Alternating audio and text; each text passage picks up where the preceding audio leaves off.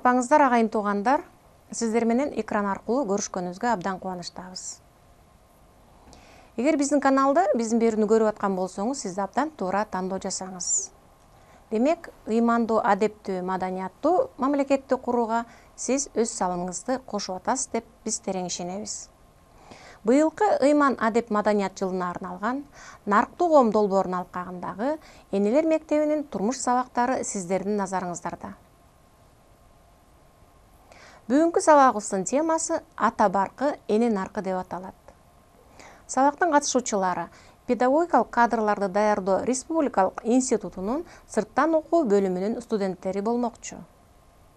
Сабактын багыттоочусу Кыргыз жолу коомдук бирикмесинин нарктуу энеси Жидебү Исакова жана психолог эжебиз Кенжебү Жүндүбаева.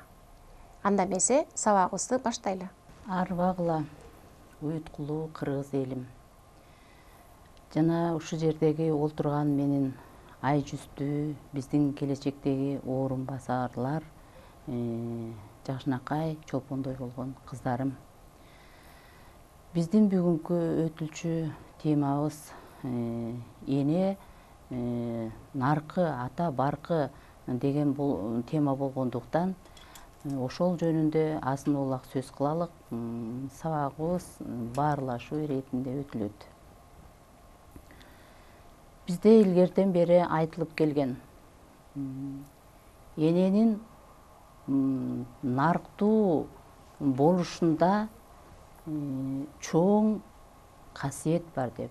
Касиет деген сөз бул эне нарктуу болсо, үй бүлөсүндөгү бала чакасы, өзүнүн алган жары барктуу болот экен.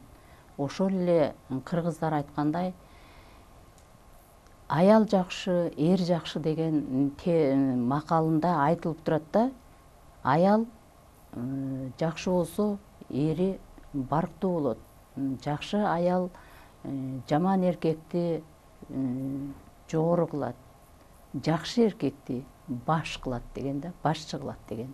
Ошонун негизинде биз ушу нарктуу эне кандай болот дегенде ошол жөнүндө сөз ошол жөнүндө болсун. Нарктуу эне үй бүлөдөгү майда иштен башталат. Бизде айтылат эмеспи? Башталат баары майдадан, байкабайт аны майда адам дейт. Себеби дегенде ошо жүрүм турумдан, кылган ишинен, көрсөткөн тарбиясынан бала ошого малынып, чөмүлүп, сиңип, анан кийин чоң азамат болуп жетилет. Ошон үчүн эне баланы кандай тарбиялаш керек? Нарктуу болуш үчүн эмне болуш керек дегенде, биз өзүбүздүн кыргызбыз да, ошо кыргыздын менталитетине кайрылалык. Кыргыздын канында, сөөгүндө, дили дитинде, анан жүргөн турумунда, ошондогу колдонуп келген ар бир кыргыздын бир көзгүдөй болгон жол көрсөткөн сөздөрү бар. Жол болсо айткан сөз атылган ок менен барабар дейт. Кыргыздар сөздү дагы абайлап сүйлөгөн. Ошон үчүн жанагы барктуу, нарктуу, дөөлөттүү, сөөлөттүү карылар ошондон чыккан. Мисалы үчүн энелер атанын баркын кантип көтөрөт? Мисалы үчүн эне кызын айтат: сен кызым, баягы кыргыздар айткан, кызды үйдө кыл жатпайт. Кызга 40 үйдөн тыюу. Кызы бар үйгө, мисалы үчүн, колун сурап келет экен да, кенедейинен баштап элечи. Ошон үчүн деген кызды өтө энелер аздектеп тарбиялаган. Баланы деле тарбиялаган, уулду дагы тарбиялаган. Бирок балага караганда кызга аяр мамиле жасаган. Ошон үчүн кыздарым, силерге айтарым, ушу жаш кезиңерден назик, боорукер, мээримдүү эне болушуңарды каалайм. Анан баланы тарбиялаганда энеси кызына мынтип айткан: кызым, күнүмдүк ушу чай ичкенден баштаган, тамак ичкенден баштаган шоркуратып ичпе. Элди келген убакта аны тикеме эркек кишилерди караба, уят болот. Бул эмне үчүн ушинтип айткан? Ал кызды деген баскан эмес, ыймандуу кыз экен деп айтсын, кызым ыймандуу болсун деп, ошон үчүн жана тике карабаган деген да. Улуу кишилерди тике караганда, ой бул тастаңдаган тастеке кыз экен, же болбосо тастеке келин экен деп айтышкан илгеркилерчи. Анан ошон үчүн жанагы чай сунсаң дагы, суусундук сунсаң дагы ийилип туруп, анан ылдый карап сунгунуң деп тарбиялаган. Ошол эле темада, ошол эле сөздүн өзүндө айтып атат да: бармагыңды чыныңа малбагын, же болбосо какайып туруп башынан ылдый куюп ичидей болуп сунбагының, ийилип сунгунуң депчи. Ушу баарына майдадан башталып атпайбы? Анан кыздар да айткан: эгерде жаман кылык болуп же бир туура эмес сөз болуп калса, айткан: ой кызым, атаң укпасын муну, атаң көрбөсүн, эл укпасын, эл көрбөсүн, атаңдын бир моундай кызы бар экен деп атаңа бир жаман доо кетет деген да. Атаң бул жөнүндө кызы баланчанын кызы деп басылып сөзгө сынып калат деген. Сөзгө сынып калат дегени ошо туура эмес кызы бар экен деп мындай сөзгө сынып калат деген. Ошон үчүн жанагы кыз жакшы болсо жакадагы кундуз деп атпайбызбы? Жакадагы кундуздай болуп, кызы жакшы өсүптүр, ошол экинин кызына куда түшөлүк деп атанын баркы ошентип көтөрүлүп атпайбы? Ошол мисалы үчүн энесин айтып ошонун кызын алалык деген эмес. Атасын айтып, Асанбы, Үсөнбү, ошонун кызына барып жуучу түшөлүк, ошонун кызын алалык деп тиги кудалар келгенде дагы ошентип келишкен да. Ал кимдин тарбиясы? Ал сөзсүз түрдө эненин тарбиясы. Эненин тарбиясы ошондой жакшы болгон үчүн жанагы элдер туура кабыл алышып, атасынын баркы көтөрүлүп атат да. Ошондой эле уулдун дагы баркы ошондой көтөрүлөт. Уулду чынчылдык, жанагы өткүрлүк, тайманбастык жолго тарбиялаган дагы эненин эмгеги, күчү.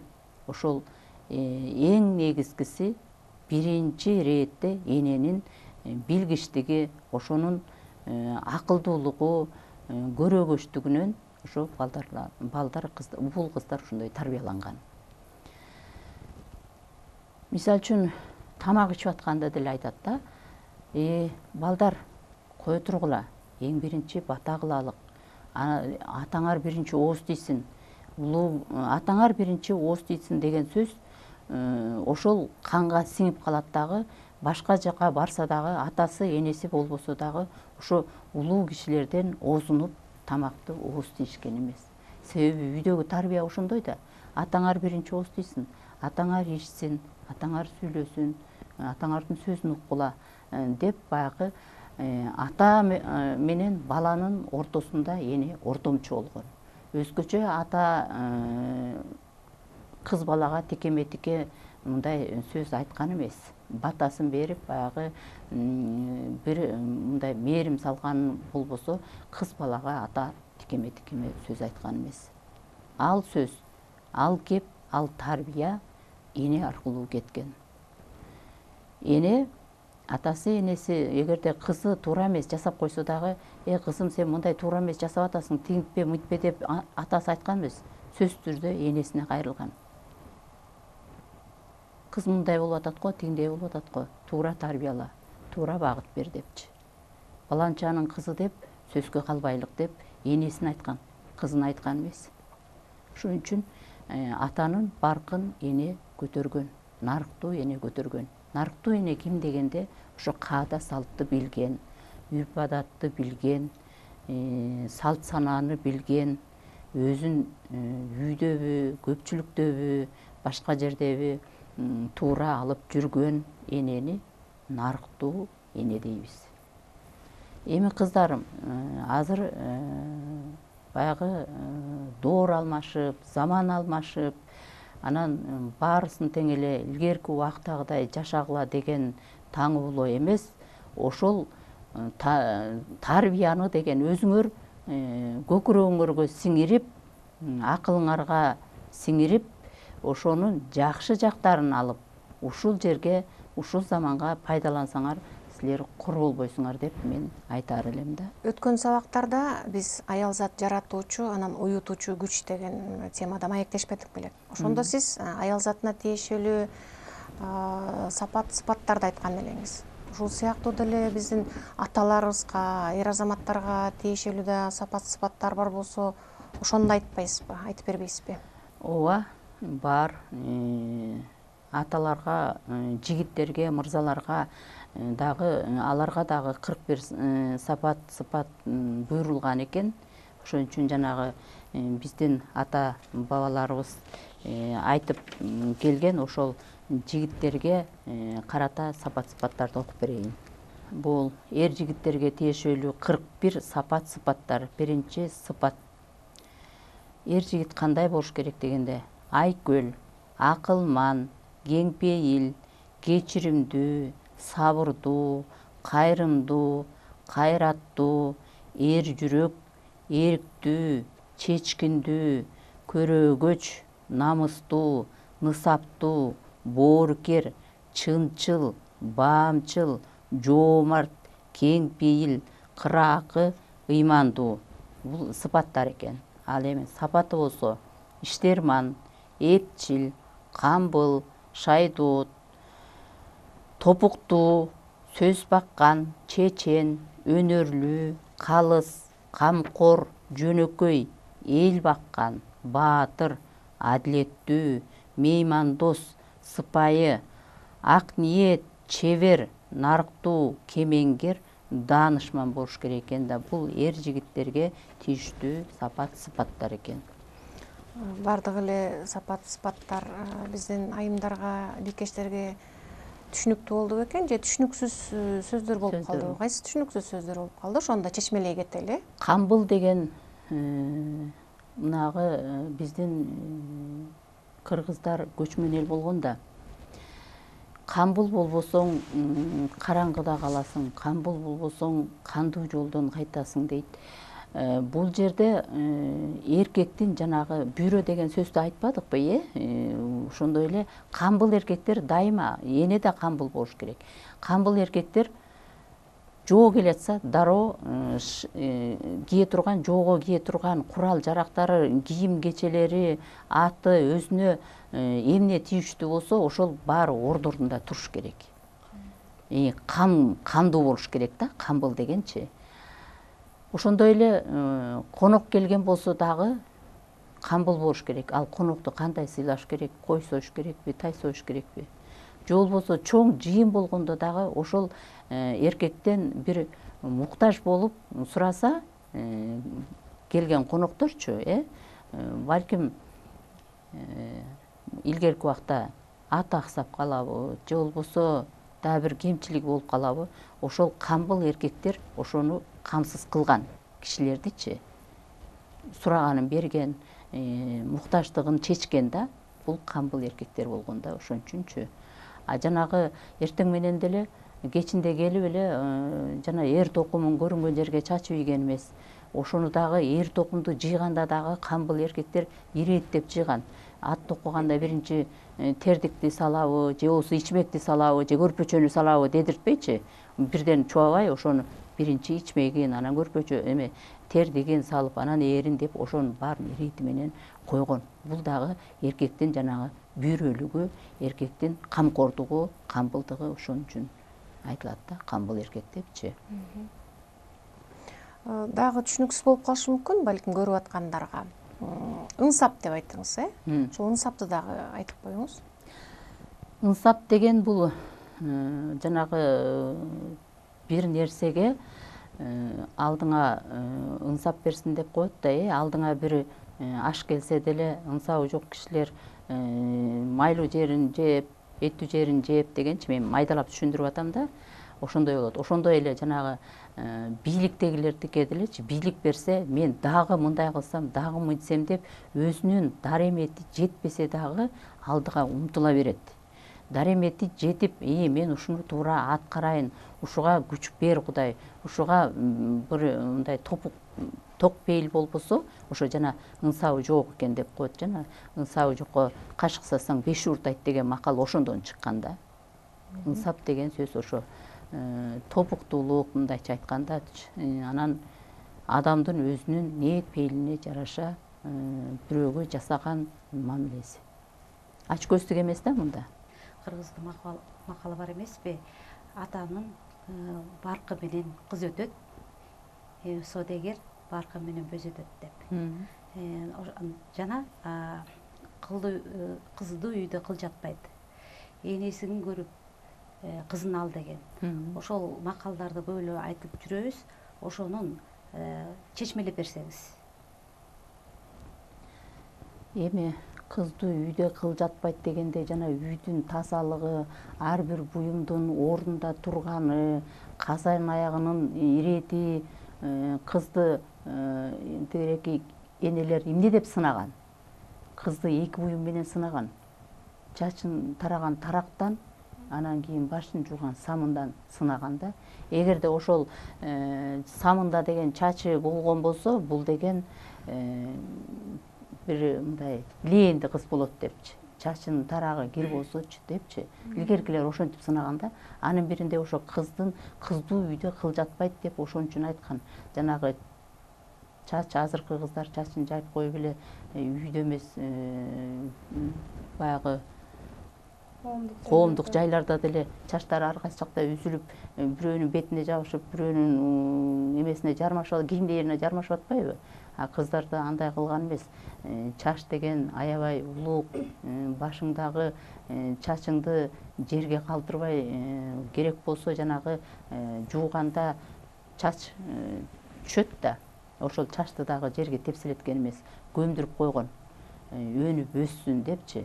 Анан ошон үчүн жанагы үйдө кыл жаткан уят болгон.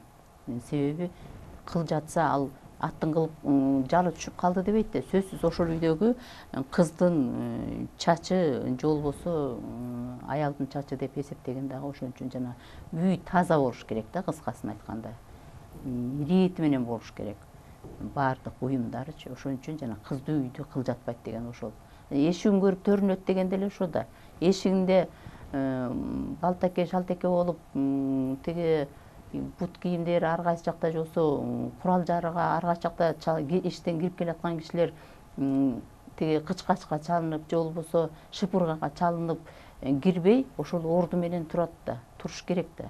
Ошон үчүн жанагы эшиги таза болсо, анан үйү дагы, төрү дагы таза деген мааниде жанагы эшигин көрүп төрүнөт деген макалдын чечмеси ошол. Кызды үйдө кыл жатпайт дегендин чечмеси ошол. Анан энесин көрүп кызын ал деген дагы, энеси эгерде тыккан болсо, бүйрө болсо, жакшы болсо, кызын дагы ошондой үйрөтөт да. Анан ошон үчүн кызы дагы таза, тыккан, бүйрө болгон да. Анан ошон үчүн жанагы энесин көрүп кызын ал деген да. Эми кыздар энелери көп жерге көпчүлүккө катышкан, ошон үчүн жанагы энеси тыккан, бүйрө жакшы, нарыктуу болсо, кызы дагы үйүндө кызы дагы ушундай деп баамдаган да. Ата баркы менен кыз өтөт, эне содегер баркы менен бөз өтөт. Ата барктуу дегени ошол үй бүлөсү жакшы болсо, ата барктуу болот да. Анан айтып атпаймынбы? Ата барктуу болгон үчүн анан жанагы атасынын кызын келин кылып алалык деп колун сурап кетет да. Ата барктуу болсо башчы болот. Мисалы үчүн сөздү туура сүйлөсө, кылган иши туура болсо атасынынчы. Анан кийин ошону туурап элдер дагы кабыл алат дагы. Анан кийин баягы кыргыздар айыл болуп конгондо деген айтат да. Ой, баланча киши нарыктуу, барктуу киши. Ошол экил нарыктуу болгон үчүн жанагындай туура сүйлөйт, калыс сүйлөйт, көрөгөч, айкөл, боорукер, жанагы сапаттарын айтат да. Ушундай киши ошон үчүн деген ошону бий көтөрөлү же болбосо болуш көтөрөлү же болбосо айыл башчы кылалы же болбосо аксакалдардын төрү агасы кылалы деп эгерде караган болсо, жаштар болсо ошол эрекеге дагы бир тапшырма милдет аткарып, баягы үйүңдү, жайыңды, элиңди коргоп, колдогон ушул эле жигиттин колунан келет. Ушул деп ошо баркы ошентип көтөрүлгөн да. Баркын көтөргөн нарттуу аркасында нарттуу энелер турат да. Ооба. Эненин аркы ошо эненин тарбиясы менен жанагы үй бүлөдө кандай барктуу болсо, коомдо дагы, айлана чөйрөдө дагы ата ошондой барктуу болот. Эгерде кыргыздар айтат, бир күндө тиги мындай ызы чуу болсо, ошол үйдөн 40 күнү ырыскы качат деп коет да. Ал ырыскы качкан үйдө барк нарк каякта болуп калат. Ошон үчүн ырыскыны жанагы өзөктүү, кутту кармаган нарктуу эне болуп атпайбы? Ошо нарктуу эненин наркы менен атанын баркы көтөрүлүп атат да.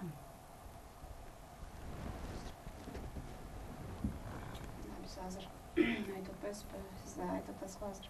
Ата темабыз боюнча ата баркы, эне наркы депчи.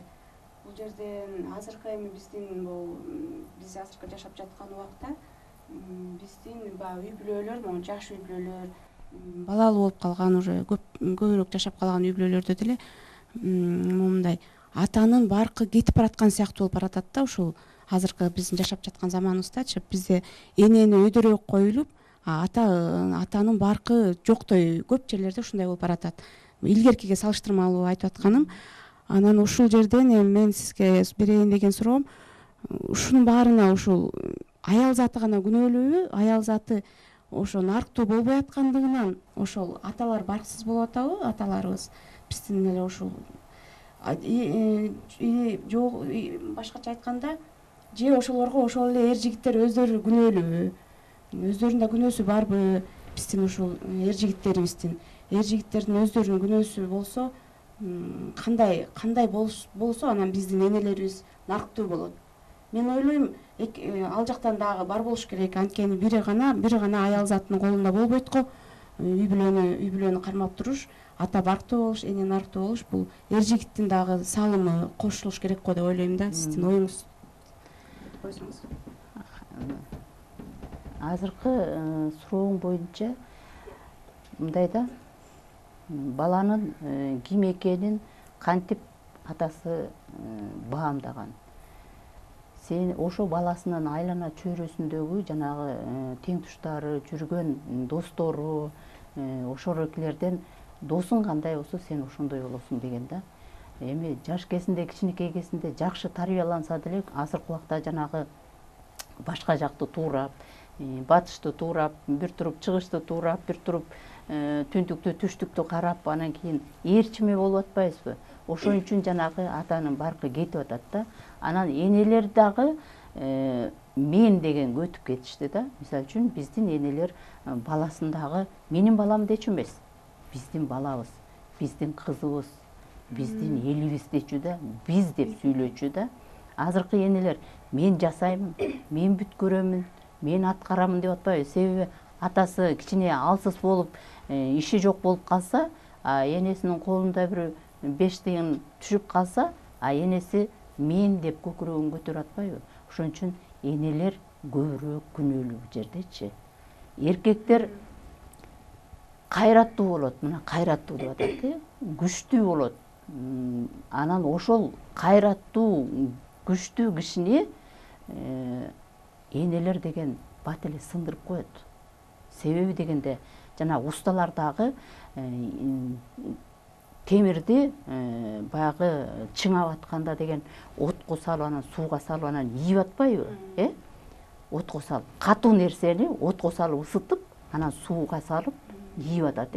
Ошондой эле эркек киши, кайраттуу кишини эне сен таппай калдың, сен колуңдан келбей калды деп жанагы мен деп ошо атасын сындырып койгондун негизинде, мен кылдым, мен бүткөрдүм деген негизинде көпчүлүк биздин мырзалар сынып, анан пас болуп калып атышат да. Азыркы убактачы. Буга бир көпчүлүк убакта энелер күнөөлүү, андан кийин айлана чөйрөсү күнөөлүү, анан өзү күнөөлүү. Ошону мындай туура кабыл алып, туура баалап, барктап дегенчи алып кетпеген аталардын, мырзалардын күнөөсү өзү дагы күнөөлүү. Мисалы үчүн ошол эле мырза азыр арак жеп мас болуп келсе, анан мас болуп келген кишини деген аялы деген ушундай каардуу, заардуу тил менен тосуп алса, ал киши деген оңолбойт. Ал киши кайра тескерисинче күчөйт, ырбайт. Жанагы бүтүп келаткан жаранын оосун тырмап койгон сыяктуу эле бүтөт. Албетте туура эмес андай болуп келгени. Бирок ошол убакта ошол эркекти деген алдап соолап, тамагын берип, жаткырып коюп, анан эртеси соолуккандан кийин жөнөкөй мынтип кыйкырбай, сени көрүп уулуң эмне болот, сени көрүп кызың эмне болот, сени көрүп бир тууганың эмне болот, эл журт эмне дейт деп мындай уяткарып айтып, эненин нарыктуу эне ошентип уяткарып айтса, ал деген уялат, акырыңдайт, өзүн жолго сала алат, салып кетет. А жанагы кыйкырып ызычуу менен баштаган иш туура эмес болот. Анан аягында жана ажырашуулар көп болуп атпайбы, бири-бирин түшүнбөйчү.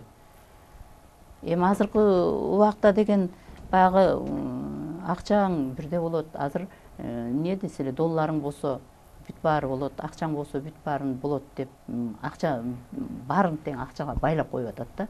Андай болбош керек, акчага байлабаш керек. Бирде жигит төөмүнөт дейт, бирде жигит жөө жүрөт дейт. Төөмүнгөндө жигитти тегеректеп эл жүрөт деп атат.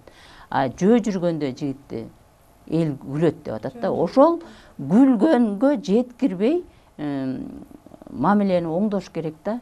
Бул жерде аялдын эмгеги, ошонун кыраакылыгы, жөндөмдүүлүгү эң чоң таасир берет. Нарыктуу эне ошол жаман кишини да жакшы кылып атпайбы? Жакшы кишини баш кылып көтөрүп атпайбы? Элибизде мындай макал бар. Ата аска зоо, эне боорундагы булак, бала күйүп турган шамчырак дейт. Элестетип көрсөк, ата аска зоо болуп бизди коргоп турат экен. Булак болсо тынымсыз агат да. Демек, эне деген тынымсыз балага көзөмөл кылып тарбия берип туруш керек экен. Анан мындай суроом бар. Бала шамчырак болуп күйүп туруш үчүн, тагыраак айтканда адам болуш үчүн ата-эне кандай милдеттерди аткарыш керек? Ата аталык милдетти, эне энелик милдетти аткарыш керек. Эч качан атанын тарбиясына эне кийлигишпеш керек. Аска-зоо да ошо аска-соого эне булак болуп, жанагы суу өмүр болуп атпайбы, болуп аткандан кийин атанын тарбиясына эне кийлигишпеш керек. Ай, атаң айта берет, же болбосо ай, энең айта берет. Аныкын укпай эле кой, антип кой, мынтип кой деп тескери тарбия бербеш керек. Эң негизгиси бала ошондон бузулат. Жанагы эки тайпы болуп калат да. Эки жүздүү болуп калат да. Же атасынын тилин ала албай, же энесинин тилин ала албай. Ушундай эки тайпы болуп калат да.